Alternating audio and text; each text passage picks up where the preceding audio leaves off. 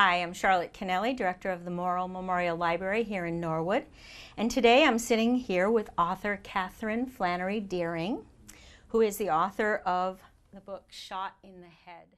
You know, I wrote Shot in the Head because, we began this discussion by talking about all the statistics, how many people are ill, and how did this happen that we're not funding our hospitals properly, and we're not taking care of the people who are mentally ill.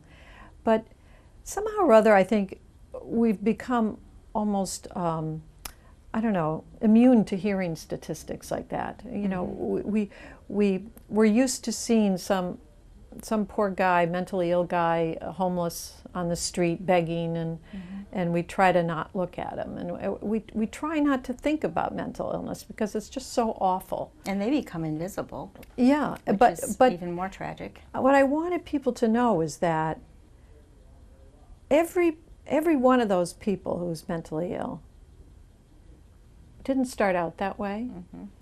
They have a family. Mm-hmm. They had friends. Mm-hmm. And they deserve better. And in Paul's case, really, I mean, you all rallied. He was really fortunate. It was an unfortunate story, and there was lots of tragedy, and there were many years when some of you didn't spend as much time with him as others did. Mm-hmm. But when he really needed you, your mom was there for him for a long time, and then when she passed, you all stepped in, and you took care of him. And we tried. In frustration as well, because he wasn't getting the proper care in the group home. When he was in a state mental hospital for about 20 years. Mm-hmm.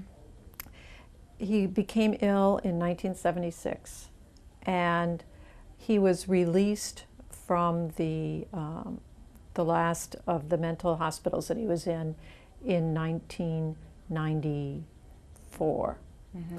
And then he had about a 3-year stint in a halfway house that was sort of attached to the hospital. Mm-hmm. So by the late 90s, he was released to an apartment. It was a so-called supervised apartment.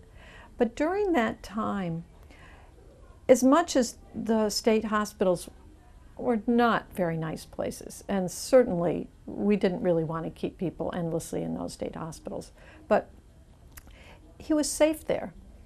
There were people looking out for him. He wasn't homeless on the street, begging or getting in a fight in a bar. His needs were cared for. Yeah. And when he was released, we didn't know what was going to happen to him. Mm-hmm.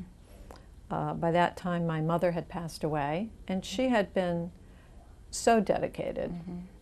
Visiting him and every Sunday. Yeah. And she would go up. It was about an hour's drive from her house in White Plains to the hospital in an hour north of there, and she would make that drive every Sunday, visit with him all afternoon, and driving back home to White Plains, she'd often stop off at my house and have dinner with my husband and me and the kids. Mm-hmm. So that would be her Sunday, and during the week she would drive up to the hospital again and volunteer in the hospital library. Mm-hmm.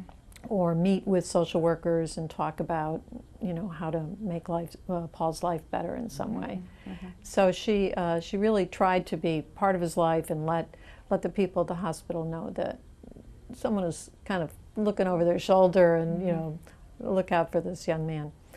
And that was when you were all starting your families and getting your lives, living your lives, and so that happened to be a good time for that relationship to really, be what it was. Yeah, it was a little hard on a couple of younger kids. And his twin sister. He had a twin sister, Eileen, who was quite impacted by the whole thing, and a younger sister, Julie, the youngest, Julia. It was kind of tough. My parents, they're worried about this son who has this life-threatening illness, and it's kind of hard to then turn around and pay attention to her dance recital or her swim meet, or the normal things that the junior and senior in high school is doing. But they stumbled through and got through it. Yeah, it was tough. And then he was in a group home, and in an apartment. Yes, somewhat independent, and there was a disconnect. Yeah.